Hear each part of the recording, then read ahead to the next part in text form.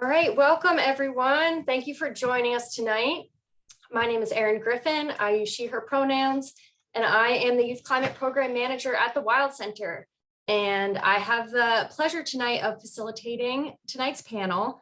And I'm honored to be joined tonight by Andrew Fogerheim, Emma Bernard, and Witter Swanson. And you're going to hear more from them shortly. And I know I'm looking forward to hearing their thoughts and their takeaways on COP26. And I'm sure that everyone else tuning in tonight is too. So at any point during tonight's conversation, please feel free to use the chat to communicate with each other, talk with the audience, and then please use the Q&A function in Zoom to ask questions of the youth delegates. We have some time set aside at the end of the program tonight for questions from the audience. And I know that all of us are excited to hear what you're thinking and hear what your questions are. So if you're in the Zoom webinar, you can use that Q&A function. And then if you are tuning in on Facebook Live, you can comment directly on the live stream and we'll make sure that comment gets over to the webinar so the delegates see it. So please feel free to pop those questions in at any time. Before we dive into speaking with the delegates, I'm just going to give a quick overview of COP26 just to get us all on the same page. And so we all just kind of understand what COP26 is. So first, I know a lot of you probably already know this, but we are tuning in tonight from or near the Wild Center, which is a new kind of science museum based in the Adirondacks up in Tupper Lake, New York, all the way up in the middle of the Adirondack Park. And out of the Wild Center is the Youth Climate Program, which is a climate change education program. And we have an incredible Youth Climate Advisory Board. And many of those members of the Youth Advisory Board are the ones that were able to attend COP. So first, I just want to give a quick orientation to what COP26 is. It can be really difficult to navigate the language around international climate change policy. So I just want to give us a chance to get everyone on the same page so we can have better context for what the delegates are going to share later. So first of all, the COP26 is all about an international agreement on climate change action. So first of all, why is that so important that we're all here on Zoom on a Tuesday night talking about that? So we know climate change is a global problem. We know it affects all of us, some of us more than others, and we know it is urgent. According to the UN, we have until about 2030 to make drastic cuts in emissions to avoid the worst impacts. So at this point, because of that urgency, solving climate change requires all of us, every person, every nation, and every government. And the problem of climate change is so large that international negotiations have to be part of that solution. They have to be part of getting us to those drastic cuts that we need to maintain a livable future. So that's sort of that urgency that kind of sits behind all of this international negotiation world that we're about to dive into. So first of all, a quick disclaimer, it's literally impossible to talk about COP26 without using jargon. Like even the name COP26 is kind of jargony. So we're going to do our best to break everything down into understandable terms, but this is just your advance warning that there will be some unavoidable jargon, and that just comes with the territory when you're learning about the United Nations and how the different governing bodies operate. So first, our first stop in Jargon City is the UNFCCC, which is the United Nations Framework Convention on Climate Change. And this is an international environmental treaty to address climate change. It has no enforcement or binding greenhouse gas reductions. And this was adopted in 1994 by 197 countries. So it's been around for a while. The countries are also called parties. So that's where you hear Conference of Parties. That's where that comes from. The parties really refers to countries.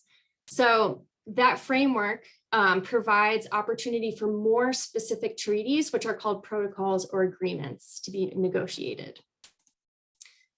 So since 1995, the parties or countries have met annually to take stock and check in on progress to deal with climate change. So these annual meetings are called Conference of the Parties, and they are an annual culmination of a year of work the work is happening all year, but this yearly meeting is really just a check-in on what's happening and sort of setting goals for the future. The Conference of the Parties, or the COPs, occur in a different country every year. And it's not, the type of party you might be familiar with. It's more this type of party. So during COPs, what it looks like on the ground is an awful lot like another large conference, although it is unique based on what host country it's located in. So similar to another large conference, it has plenary sessions and exhibits and different sessions that participants can attend on lots of different topics. So parallel to this are also negotiations that are going on between country representatives on the details of all the different agreements that come out of COPs. So delegates from civil society being UN language for just citizens of different countries, play an important role at COP because they help advocate for specific targets and solutions and on behalf of different constituencies and groups of people. So you might be familiar with the Paris Agreement. Like if you haven't heard of COP before, you might have heard of the Paris Agreement before. And that is the most recent major outcome from a COP. And that was adopted in 2018. And that was the first agreement through a COP that creates a framework for setting up greenhouse gas reduction goals, checking in on progress, and kind of ratcheting up these targets over time. So finally, you stuck with me through all that. We're up to the point where COP26 enters the equation. This was originally scheduled for last year. It was postponed due to COVID, and it was still able to happen this fall despite a lot of COVID restrictions. So it was held in Glasgow, Scotland from November 1st through November 12th of this past year. And the main goals of COP, these are kind of like the big overarching goals of the entire conference. And they were to secure global net zero by mid-century and keep 1.5 degrees Celsius of warming within reach. And that's a lot of jargon, but essentially scientific consensus says that we have to keep global warming to 1.5 degrees Celsius to avoid the worst impacts. So that's really the target that a lot of these negotiations will use. And other goals are to adapt to protect communities and natural habitats to the impacts from climate change that are already happening, mobilize finance to fund all of the solutions we know need to happen, and then work together to deliver, which just means collaborating across countries and across sectors. So those are the large overarching goals for COP. And if we narrow it down to the Wild Center, we had specific goals for our delegation to attend COP. So just to give you a sense of where the Wild Center was coming from, their first goal was to advocate for climate change education at all scales to be integrated as a foundational component of international climate change policy. So this is really about advocating for climate change education at all levels, like from schools to the general public to workforce development, like all types of education that you can think of. And the second goal is to show that youth voice and input and active participation is critical to ensuring that climate plans result in a livable future for younger generations. We know younger generations will experience the worst impacts of climate change, and so they should clearly have a say in what these plans look like, since it directly impacts our future. So those two goals around climate education and youth voice were the foundation of the COP delegation that the Wild Center sent. The Wild Center was also part of the US Action for Climate Empowerment delegation. And this was a coalition of organizations from across the United States that all came together to advocate for climate change education to be incorporated into policy. So the delegation, our youth delegation, was made up of 6 incredible young people, all part of our youth advisory board, and they all attended different parts of COP26. So I'm excited that 3 of them are here tonight to join us because they all experienced COP, slightly differently. And so I'm excited to hear some of their different takeaways depending on kind of their experience at COP and where they're coming from. So if you didn't get a chance to tune in to everything that they were doing during COP, I just wanted to give a quick reminder of where all that lives. So on the Wild Center's website, just wildcenter.org/COP26, there's a section called Dispatches from Scotland. And this is a huge resource of all of their daily photos, videos, writings, sort of on the spot reflections, just things that captured in the moment of what they were experiencing. So that's an incredible resource to go back and look through if you want to get more of a sense of what it was like on the ground. And then last, ton of content is on our social media channels that you can go back and reference as well. So these are the Youth Climate Program handles that you can check out, and it's also available on the Wild Center's social media channels as well. So that was a lot. I hope that gives everyone some context. At this point, you're probably excited to start hearing less from me and more from the youth delegates themselves. So I'm going to invite all of them to turn their cameras on and join us. Excellent. Hi, everybody. All right. So first, I know everyone tonight is really excited just to get to know all of you and get a sense of where you're coming from. So could you just start off by introducing yourself and tell us a little bit about who you are and what your background is in climate action? Sure, I can go first. So my name's Swanson. I grew up in Saranac Lake, graduated Saranac Lake High School. While I was in high school, I was an active participant with the Adirondack Youth Climate Program out of the Wild Center in the Youth Climate Summits. I graduated Amherst College in June of this year, and I've been working in Boston ever since for a company that does consulting with renewable energy developers. And definitely that kind of career arc into the renewable energy space wouldn't have happened, I think, without the education and empowerment that came from the Wild Center and the Youth Climate Program. So very happy to be here and very fortunate to have attended COP on behalf of the Wild Center. Hi all, my name's Emma Bernard. I'm from New York City and I was connected to the Youth Climate Program. I attended a summit at Columbia University. This is really incredibly cool. I was able to attend a leadership retreat in the Adirondacks and then ended up creating a summit at my high school. And I'm now at Brown University studying environmental science. And yeah, it was just an incredible experience attending COP, still kind of processing, and just been really honored to be part of the Wild Center's Youth Climate Program and able to represent them in that space. Hi, I'm Andrew Fogerheim. I am from Homer, New York, where I attended the Adirondack Youth Climate Summit a number of years when I was in high school. I also helped start the Central New York Youth Climate Summit out of Homer High School. And I am now a sophomore at Columbia University studying Earth and Environmental Engineering. And as both Witter and Emma said, I feel so honored to have had this experience and to been able to share it with so many amazing people at the Wild Center and to meet so many wonderful people and have excellent experiences. And I'm excited that we have the chance to talk more about that tonight. Thanks, and an extra special virtual round of applause to Emma and Andrew, who are currently both in the middle of finals at the end of their semester. So we're extra grateful that they're able to join us tonight in the midst of all that. So first, we kind of got this high-level picture of what COP is like, but we know it just feels really inaccessible to the majority of the public. So could you just give us a sense of what a day in the life at COP feels like? Like, what does it really feel like to be there on the ground at COP26?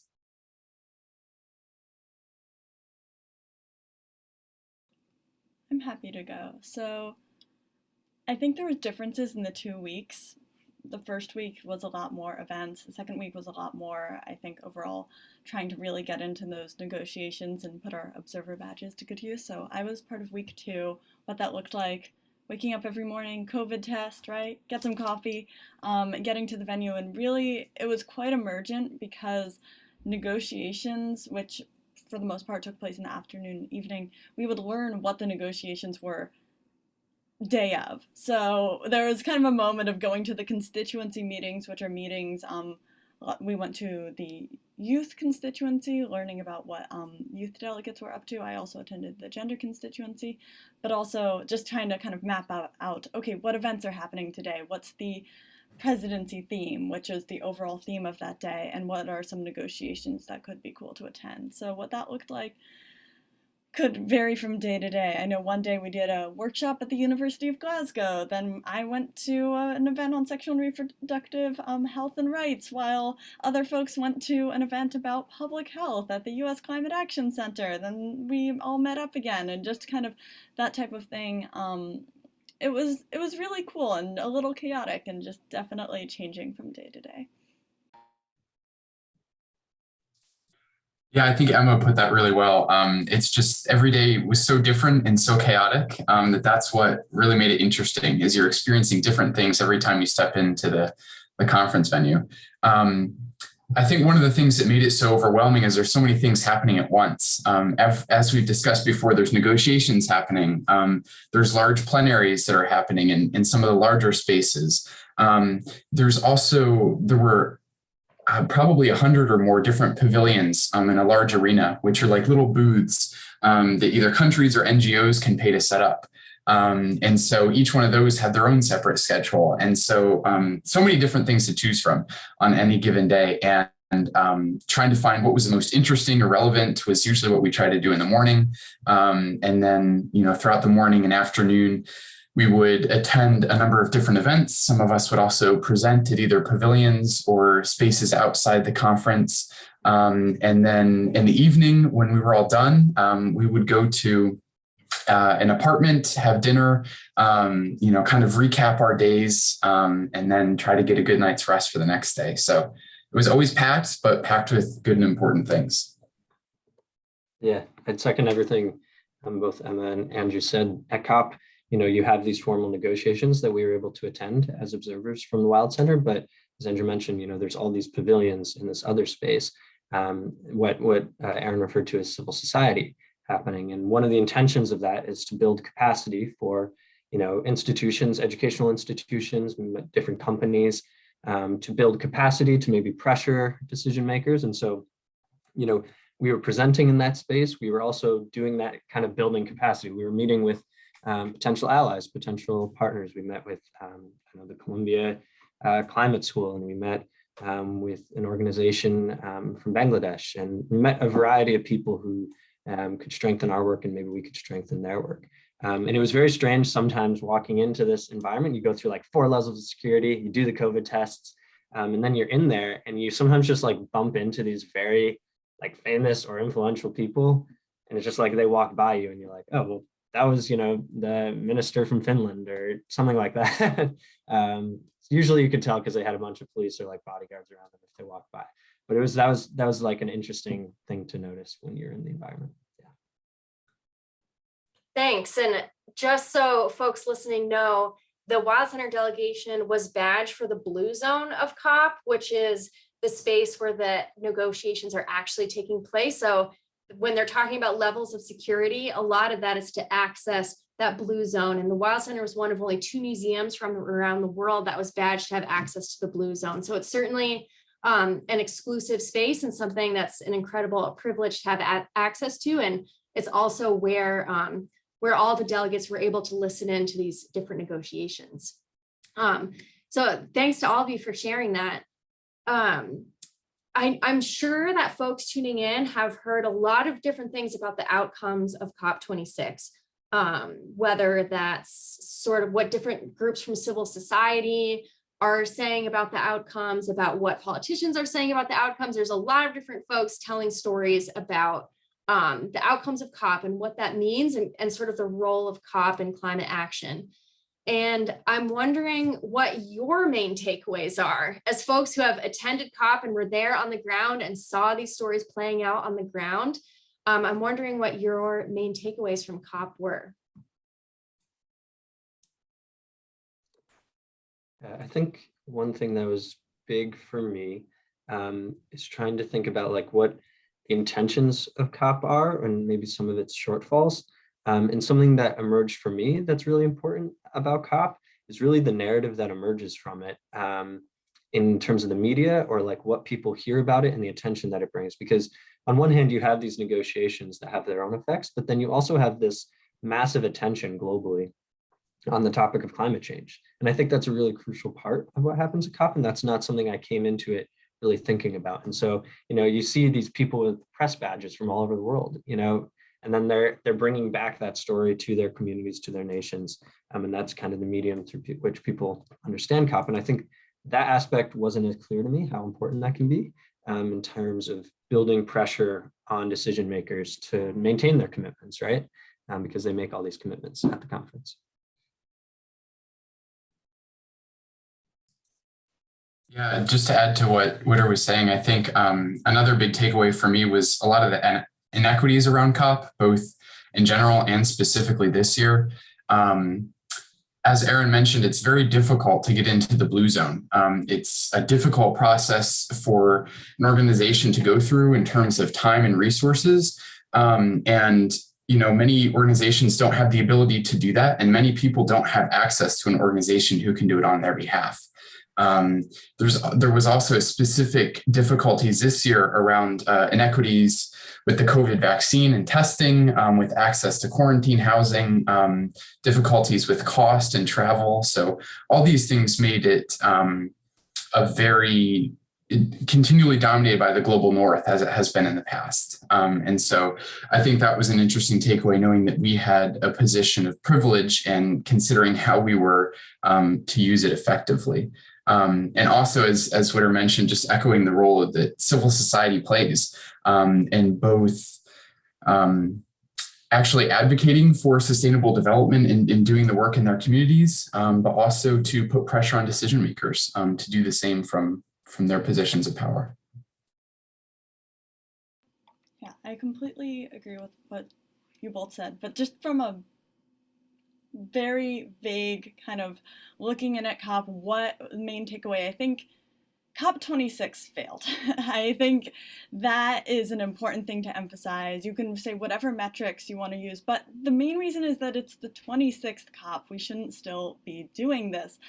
And that is scary and something it's important to be honest about, but also that doesn't mean we completely give up hope, because COP26 also convened a lot of, as you mentioned, civil society, a lot of people doing insanely cool and really important and also highly effective work combating this crisis. So I think we can say as the main takeaway, kind of looking back, that we are not currently looking like we're gonna hit 1.5 degrees.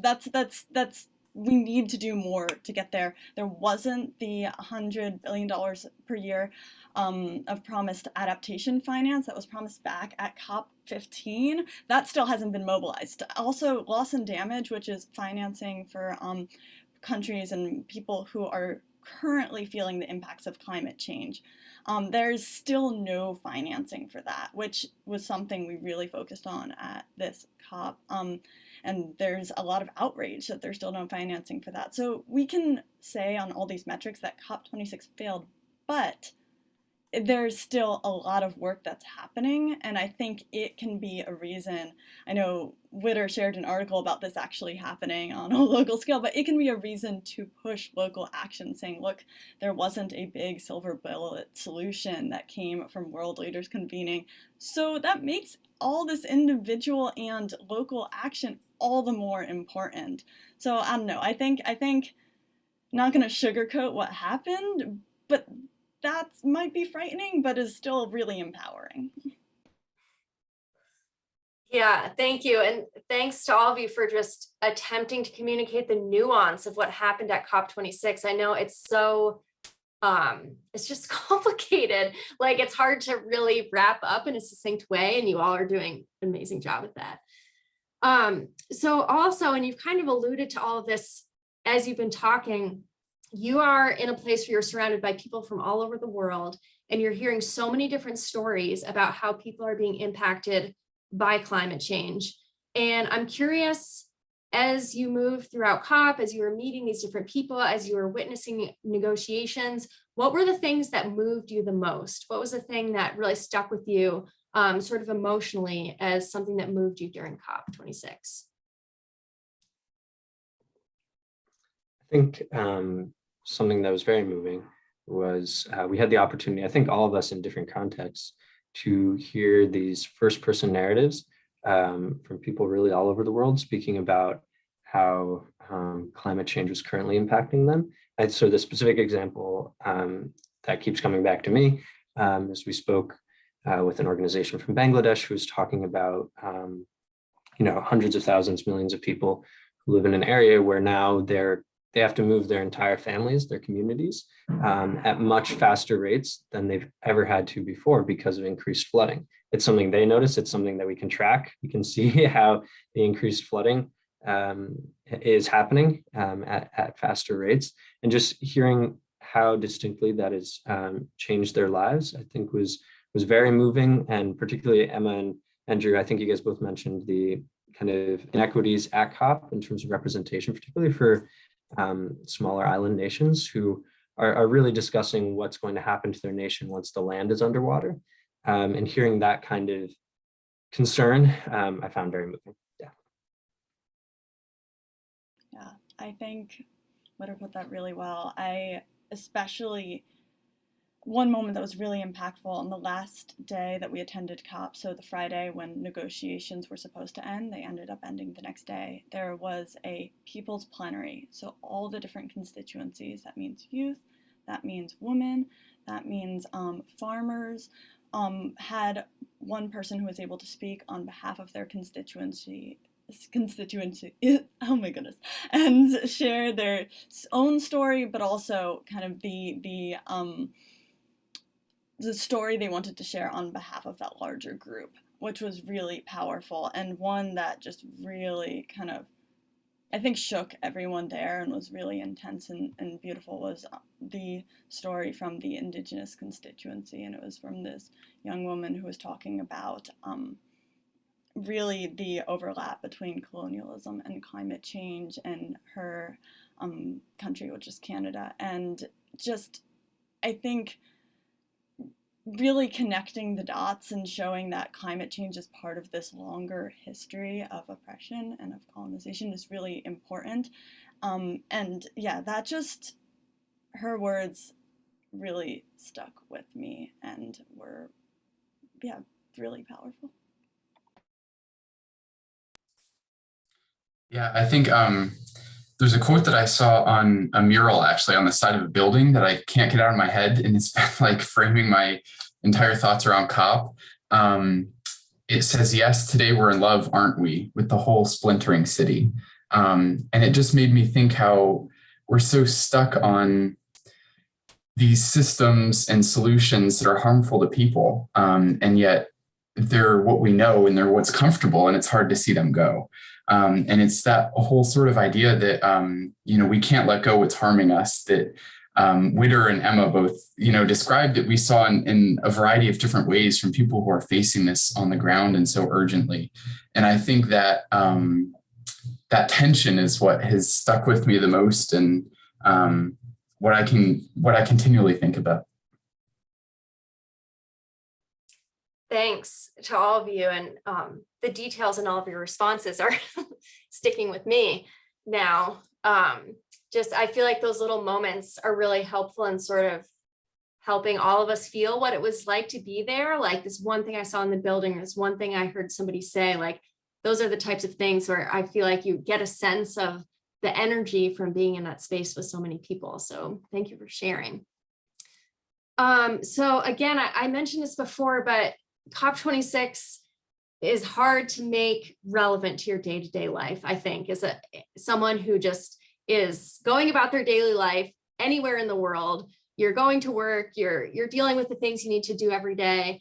What is something that you wish everyone at home knew about COP and how it relates to their lives?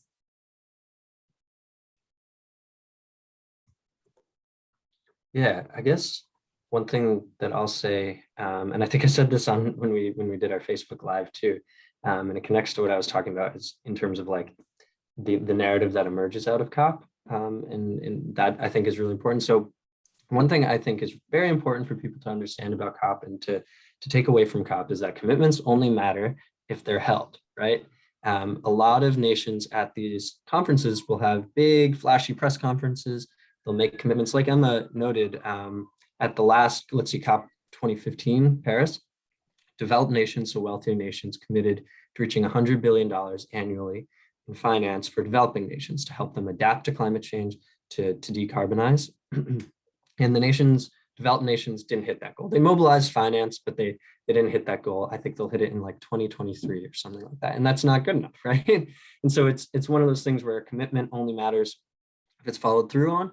And that means continuing to pressure that those commitments are followed through on. That's something that I feel is very important and wanted to take away and make sure people knew. And the last one, this is a really tiny one, but we heard it there. I think there was this like media narrative that the Chinese or Russians were not at the negotiations because their leaders weren't there, but they were very much there. They had pavilions, they were in all the negotiations. And so I wanted to like dispel that myth because I heard that from people I've spoken to, and we even heard it at the conference. So I wanted to just bust that myth.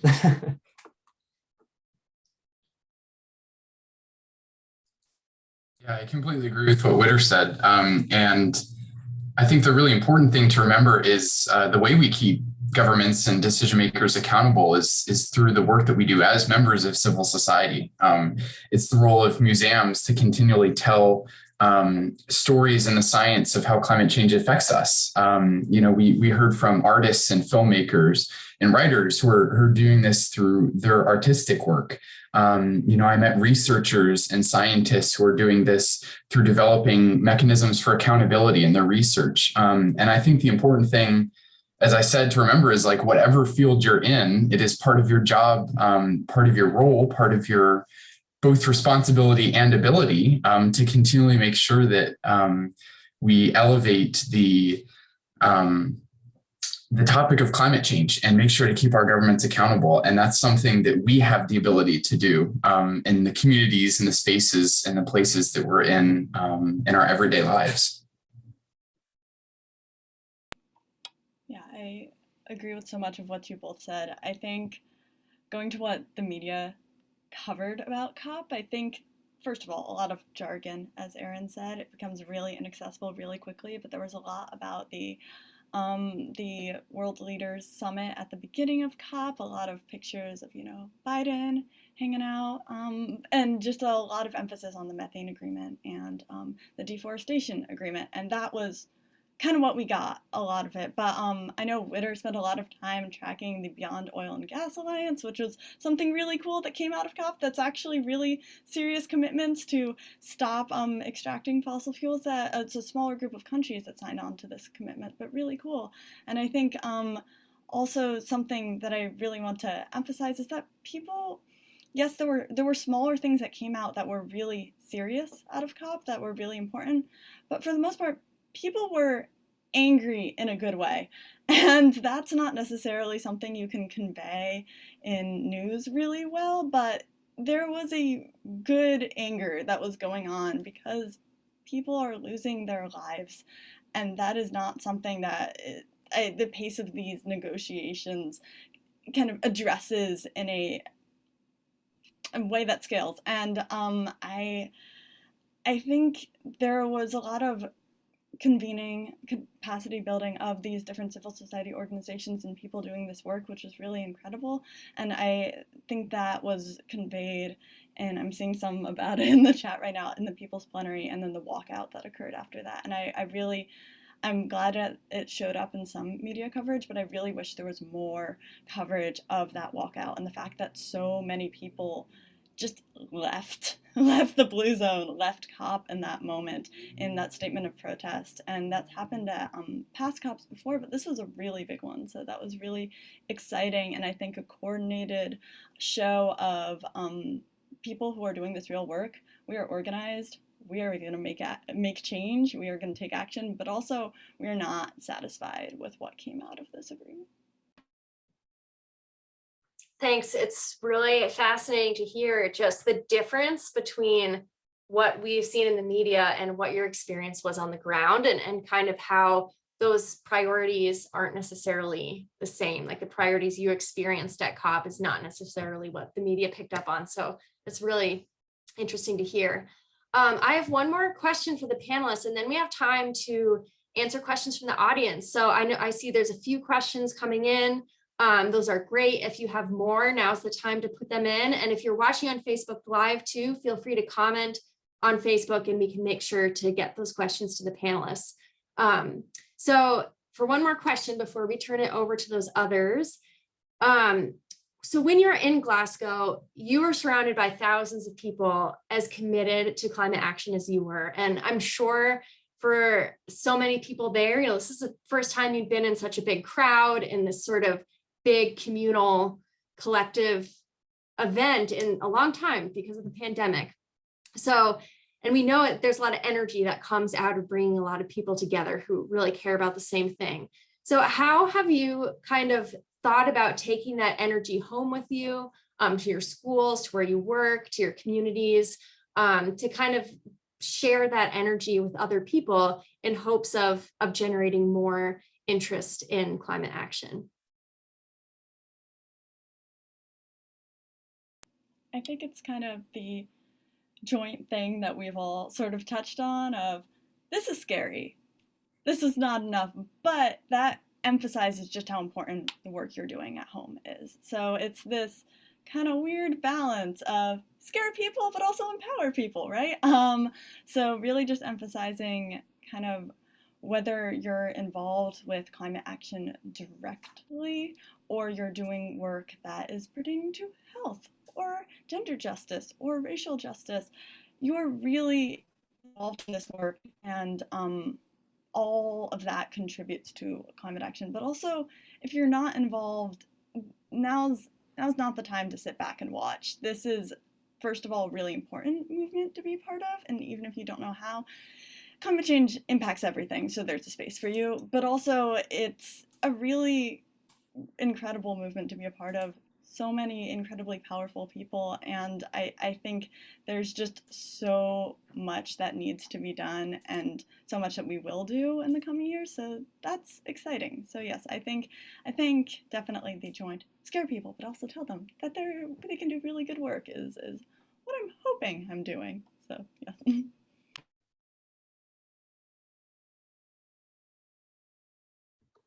Yeah, I hope some of the videos we sent back from the Wild on the Wild Center's social media pages help with that. I know even in my own experience, I was sharing them on my Instagram stories and would have messages from people, I hadn't spoken to in a little bit, either college classmates or high school classmates. And, I could see them watching the videos and not turning them off. So I think that was, applaud, Erin and Jen, and I think Elodie's here too, for their great work in getting the message out while we were there. Because that has inspired conversations. And I do think that's an effective method, is sharing those first person narratives of us there, first person narratives we heard there, and just kind of what was going on. And so hopefully that inspires people to action in the similar way that Emma was speaking about. Yeah, I think this is one of the harder questions for me to answer because the pace and topics at COP feel so far removed from the pace and topics that we see in local action. And I think Emma worded it really well, that there's kind of this balance of knowing that decision makers often are not doing enough, but then also realizing that means we can fill that vacuum in some way in the communities, the jobs, the passions and interests and hobbies that we're already a part of and interested in. So, I think that's just a really timely,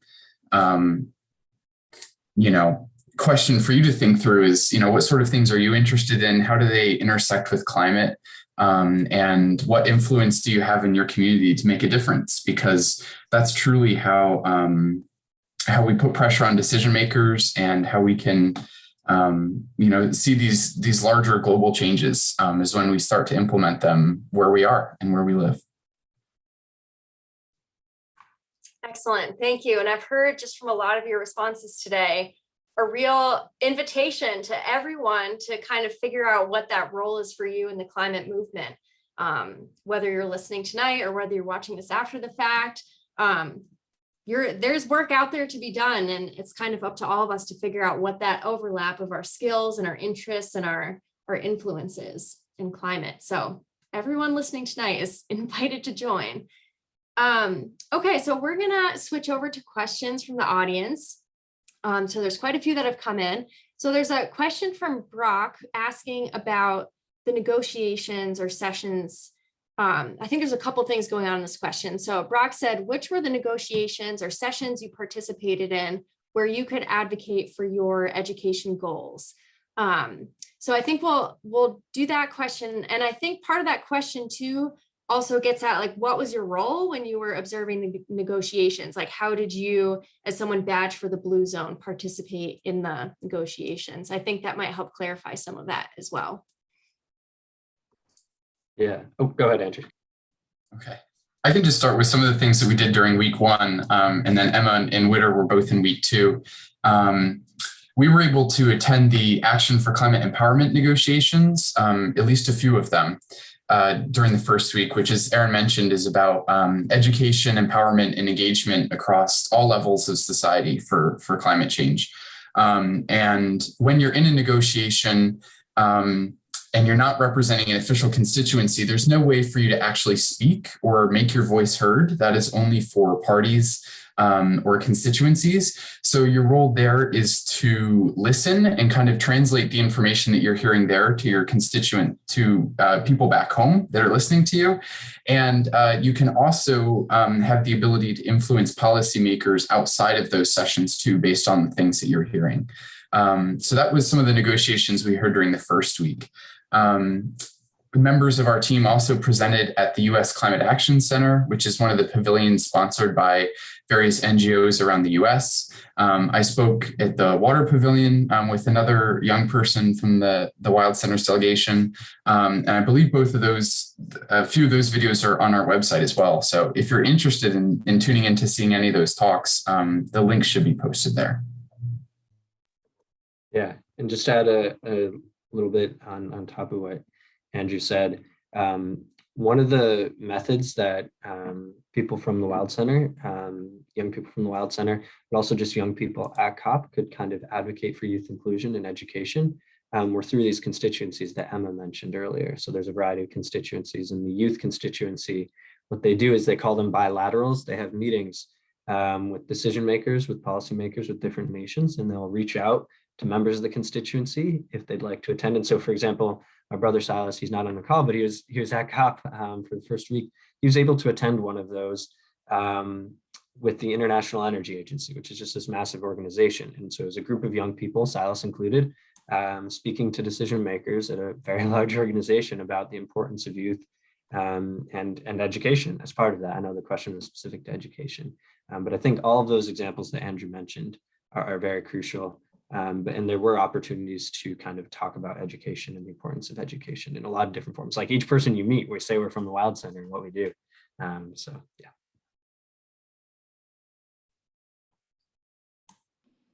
Yeah, I think Andrew and Witter summed that up pretty well. I think, as Andrew mentioned, we weren't able to speak formally in negotiations, although we were able to witness a friend presenting on behalf of ACE at one of the plenary meetings, which was very cool. But I think a lot of the communication about ACE, which is Action for Climate Empowerment, and the Wild Center's work happened in these much more informal interactions in the halls or outside the U.S. Climate Action Center or in the capacity building hub, which was this little area where I guess you build capacity. I don't know. But it was this very, there's this kind of funny informal side to COP where we were able to communicate about education in that space. And one moment which happened in the capacity building hub that Witter was also a part of, which is insanely cool, was we were able to talk to leaders at the Columbia Climate School about, and they just kind of asked us, what would you like to see in a climate school? What needs to be different about this one? And we were able to share our opinions about what critical parts of this education need to be.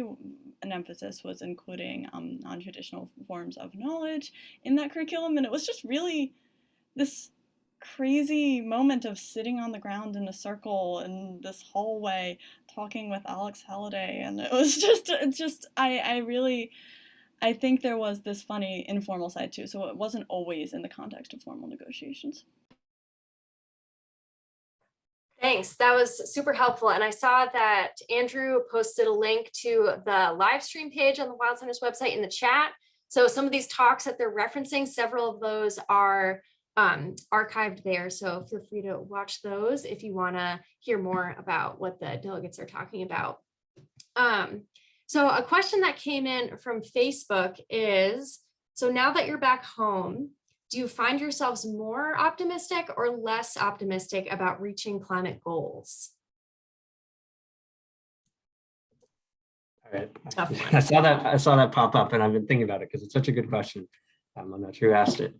I would say, to be honest, being at COP, I think, made me less optimistic about the highest achieving goals that we have as a planet in terms of carbon emissions, greenhouse gas emissions. And that's partially because it becomes very clear while you're there, just the amount of power and influence that exists from certain institutions who profit off of, continued use of fossil fuels, and their ability to shape the narrative and shape the negotiations. And you kind of, up against this, you see it very firsthand how it's operating. And so that made me less optimistic. But I will say that while I was less optimistic, I was more empowered. I know we keep using the word empowerment, action for climate empowerment, but I was more empowered to talk about climate change and more invested in this movement after, even though I was less optimistic about hitting, the top line targets, because I think the way that I think about it is you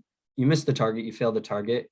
It doesn't really matter because each incremental amount of greenhouse gas emissions we emit is further worse. It's not as if, you don't hit one target and then, okay, everything's screwed. No, there's still marginal targets. Each little bit, each ton of carbon you can reduce is its own marginal target to achieve. And so that's what I was thinking about is, maybe we don't hit 1.5, even though we should continue to advocate as hard as we can to hit that goal, or even less, if at all possible, even though it seems we won't hit that with the current commitments.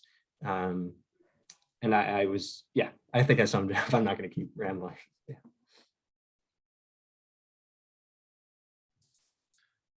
Yeah, I think Witter put that well. I kind of came away thinking about the structure of COP and the UN in general, and how it's structured around being consensus driven, meaning that all of the parties have to agree on whatever comes out of COP26 in order for it to be an official agreement.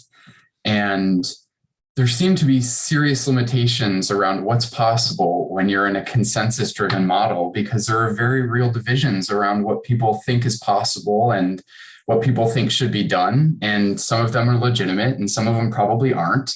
But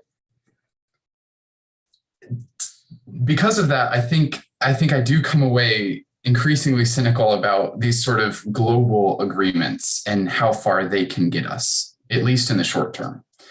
But where I find more encouragement is from the incredible work of civil society. I never want to diminish that. We were able to meet so many incredible people around the world who are really making a true change in their communities. I went to the Conference of Youth first for the first few days that I was there, and I met a young woman there from Zimbabwe who is working with her national government to get climate change education in every classroom across the country, which was incredible. And I met someone from Chile who was working with local farmers to make sure that they would be able to adapt to climate change and grow crops that were more resistant to the natural disasters they might be facing. And all those things are incredibly important, and people are doing them all over the world. And I think the more that we can all continue to change our communities, the better off we'll be.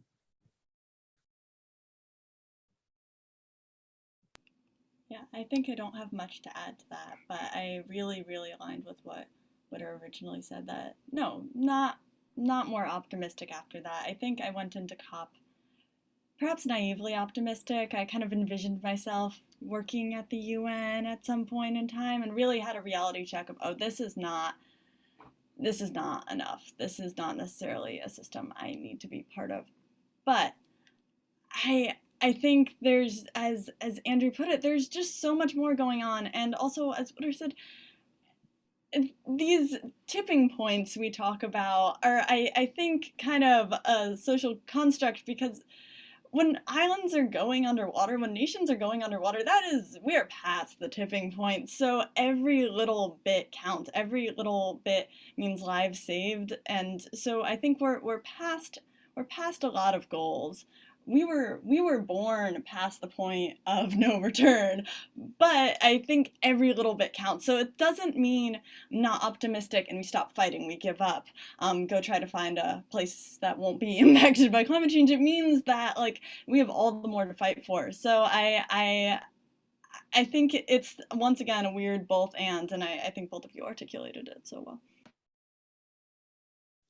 Yeah, I'm hearing you all articulate, just going back to the question, like, less optimistic about perhaps the process of COP and the UN structure, but more optimistic about like what humanity as a whole is able to accomplish kind of outside of that structure. So again, like everything with COP, like so much nuance to every, like there's no either ors in COP. It feels like there's so much to sort of explain and articulate, but you all did an amazing job.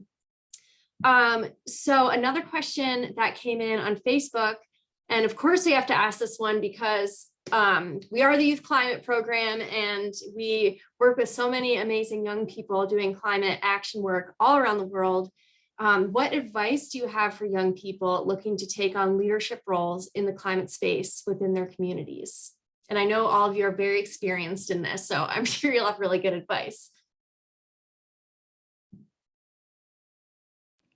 I think do something you already love, because that will relate to climate change. Everything does.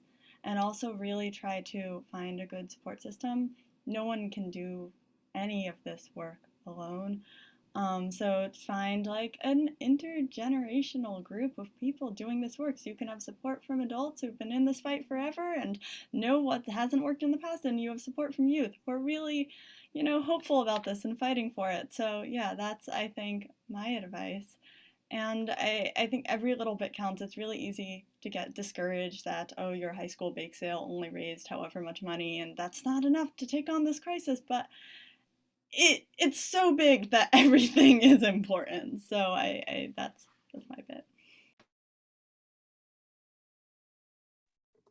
Yeah, I really like what Emma said in terms of find what you see yourself already capable of, or not necessarily capable of, what you're interested in, or something that you enjoy doing, and try to find a way to connect that to climate change in some type of activity. And I think one way that you can become a climate leader is to reach out and connect with these climate programs because they have a ton of resources and information. Because often I think there's an impulse to like reinvent the wheel or start something brand new, when you can actually draw on a lot of resources of organizations and people. Even if you're doing your own thing, you can draw on a lot of support and information and things that people have done in the past. And I think that's very valuable. Something that the network of the Youth Climate Program and all the schools that we are connected to can really help you do. Yeah, no, I think those are great answers. And I think do what you already love is probably the biggest thing that we could say. You know, we've seen people through the program do all sorts of things in all sorts of fields. You know, people have been focused in local habitats, in gardening or composting, in energy, in government, in civics, in social media and communication. I'm sure I'm forgetting a lot, but yeah, the important thing is climate change intersects with so many things. It already intersects with what you're interested in, and you already have all the experience and leadership skills and knowledge you need to start. So I think just choose something that you feel is attainable and a good starting place. And the more you do, the more confidence and experience you'll build. And that's what Emma and Witter and I did. And that's what hundreds of other students who've gone through the program have done. And I think there's a lot of good that can come of that. Thanks, that was amazing. And I feel like one of the last questions I had for today was, what's your final message to the audience watching tonight, but I feel like you all just kind of said that in your response to that question in terms of, and to the last two questions in terms of like, it's really up to all of us. It's not up to the structure of COP, and that there's a place for everyone and it can overlay with doing what you love. I can't really imagine a better last message to the audience, unless do any of you have anything you want to add to that? Yeah, it feels like it really wraps everything up nicely. So I think with that, we will leave it at that for the night. And I just want to thank all of the people watching tonight, and to Witter and Emma and Andrew for taking time out of their finals weeks and out of their busy lives to share all of this with us tonight. I know I just would not have the understanding and the just comprehensive understanding of COP without having the ability to listen to all of you and kind of see it through your eyes through COP. And I've heard from so many people that they feel the same way. So you've definitely impacted lots of people with all the media that you've done, and we see all of the energy that you have put into it. It is not insignificant. I've heard from so many folks who attended COP that it's so incredible, but also one of the most exhausting experiences that you've had. So just thanks to all of you for that energy that you put in to interpret this for all of us. We're really grateful. So again, thanks to all of you, and just please keep in touch with the Wild Center if you want to hear more, and everything else that the delegates did is on our COP website, at the Wild Center's website. So there's more resources there. So with that, thank you so much for tuning in, everyone, and have a great holiday season. Bye, everybody.